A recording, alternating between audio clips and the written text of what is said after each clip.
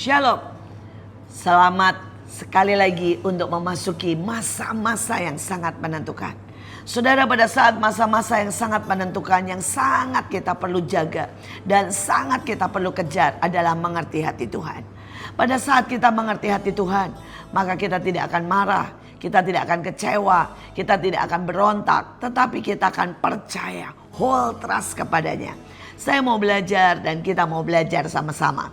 Mari kita baca Kejadian, sesuatu yang kelihatannya tragis, tega dan mengerikan. Kejadian 21 ayat 14 dan 16. Pada keesokan harinya Abraham bangun pagi-pagi. Ia mengambil roti, sebuah kantong kulit berisi air untuk bekal di jalan. Lalu melepas dia pergi dengan anaknya. Hagar berjalan melintasi padang gurun Beersheba tanpa tujuan. Ketika air minum itu habis, dia meninggalkan anaknya itu di bawah semak-semak. Lalu pergi kira-kira 100 meter jauhnya dan duduk di situ. Aku tidak sampai hati melihat anak itu mati, katanya sambil menangis terseduh-seduh. Saudara, bayangkan seorang anak yang paling dia cintai. Hari itu Ismail menjadi anak satu-satunya buat Abraham setelah penantiannya sekian lama.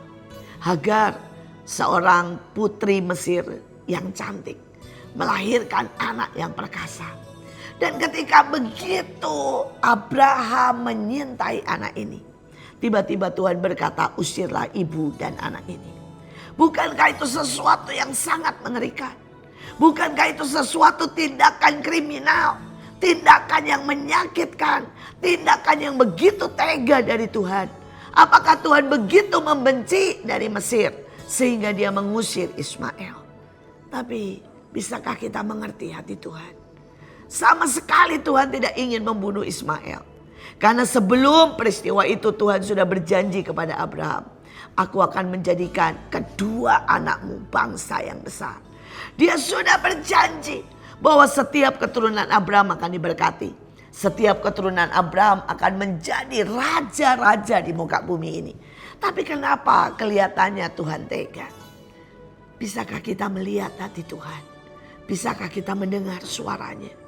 Hari itu hati Tuhan tidak berkata, usir ibu dan anak itu karena aku membencinya. Tapi sebenarnya hati Tuhan sedang berkata, Abraham, di tanganmu Ismail tidak akan menjadi besar. Di tanganmu Ismail akan menjadi anak manja. Di tanganmu dia akan cuma menjadi anak nomor kesekian. Dan dia akan menjadi bayang-bayang Ishak. Dia akan menjadi budak selamanya. Dan dia akan menjadi orang yang sangat marah, jealous dan manja. Dan Tuhan sedang berkata, serahkan Abraham ke tanganku. Biarkan Ismail berjalan dengan aku. Biarkan Hagar menemukan aku sebagai pribadi yang mengasihinya, yang menjawab doanya, yang selalu ada buat dia. Hari ini apa yang sedang saudara alami? Mungkin hari ini saudara sedang melihat sebuah peristiwa atau kejadian yang sepertinya Tuhan tega. Mungkin saudara melihat kecelakaan yang terjadi. Mungkin saudara melihat tiba-tiba engkau rugi besar. Tiba-tiba ada orang yang mengkhianatimu dan seolah-olah Tuhan diam saja. Tiba-tiba engkau kehilangan sesuatu yang sangat berharga. Apa yang hari ini engkau lihat sebagai tangan Tuhan yang keras? Apa yang hari ini kita lihat sebagai ketegaan dari Tuhan? Apa yang hari ini kita lihat sebagai bencana, bahkan masalah dan musibah? Jangan melihat dari apa yang menjadi kenyataan. Tapi bisakah kita melihat dari hati Tuhan? Hatinya yang berkata, nak, ayo jalan dengan aku. Nak, ayo kita akan lihat badai menjadi tenang bersamaku. Engkau akan lihat kemustahilan menjadi keajaiban. Engkau akan melihat kesakitan menjadi berkat. Engkau akan melihat semua musibah menjadi sebuah kemenangan.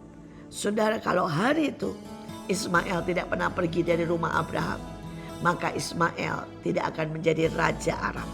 Ismail tidak akan melahirkan 12 saudara, raja-raja yang kemudian sampai hari ini menjadi begitu berkuasa.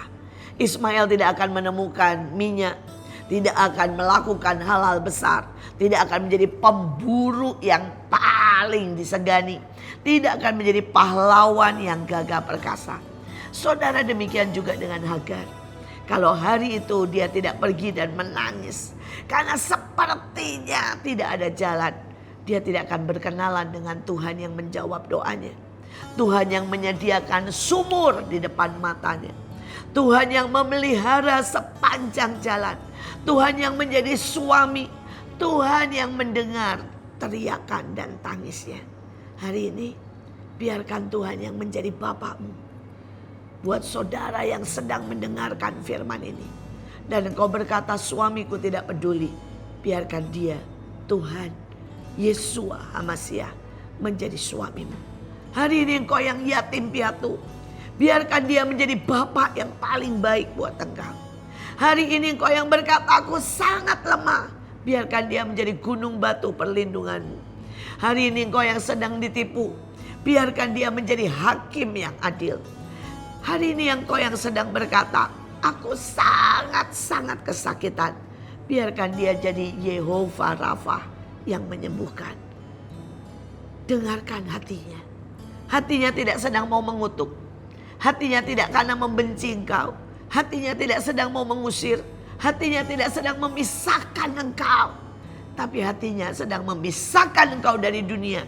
Memisahkan kau dari kenyamanan. Memisahkan kita dari kemanjaan. Memisahkan kita dari ketidakpercayaan. Dan dia memeluk kita semuanya.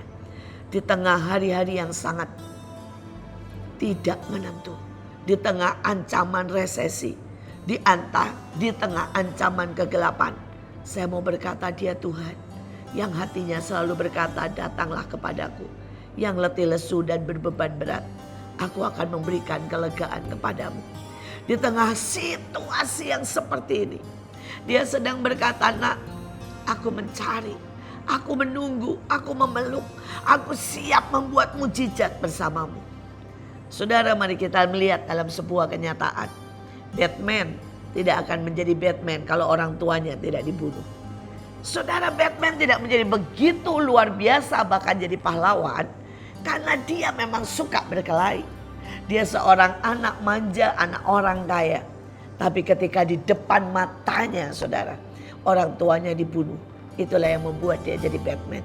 Superman tidak akan menjadi Superman kalau tidak pernah berpisah dan dibuang dari tempat planetnya. Saudara, mungkin itu cuma cerita.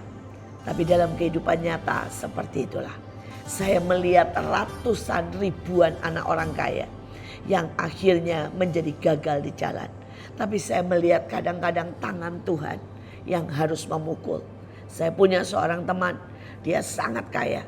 Di usia saudara 7 tahun, uang jajannya 5 juta per bulan. Tapi hari itu tiba-tiba keluarganya hancur.